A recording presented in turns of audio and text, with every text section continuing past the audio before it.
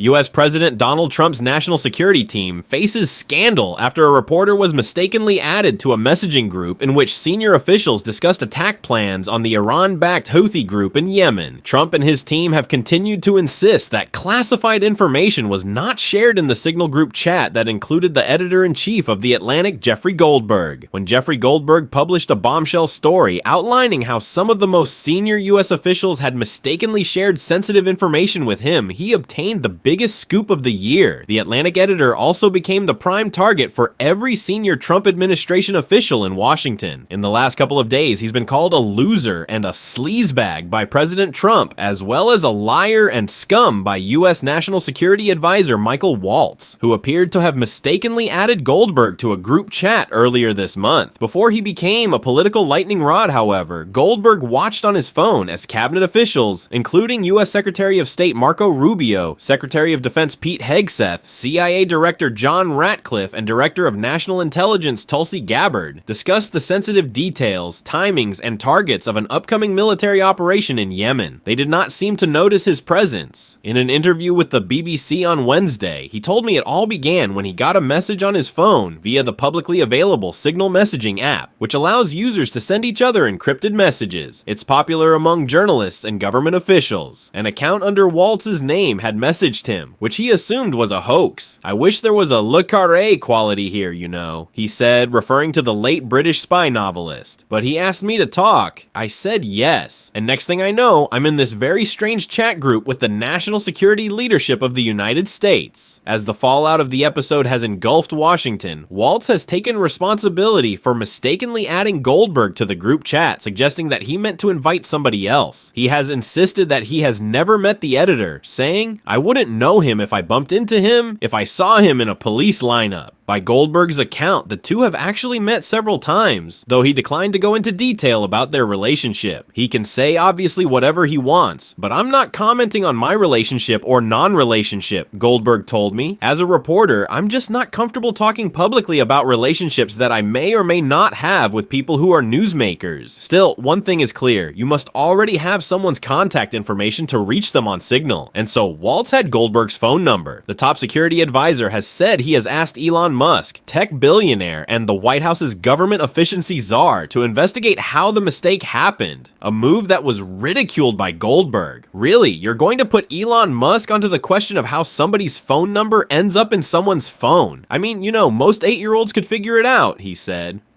The bigger question? Should you, as national security officials, be doing this on Signal on your phone? Goldberg said. In his Monday Atlantic story, the first to report his access to the chat, Goldberg withheld the precise details that were shared around the bombing mission that attacked Houthi rebel targets in Yemen on 14 March. But Trump administration officials downplayed the report, calling him a liar and challenging his claims that classified information was shared. And so 2 days later, the magazine printed the full text messages, including several from Hegseth that included operational specifics. I asked him if that was a tough decision to make.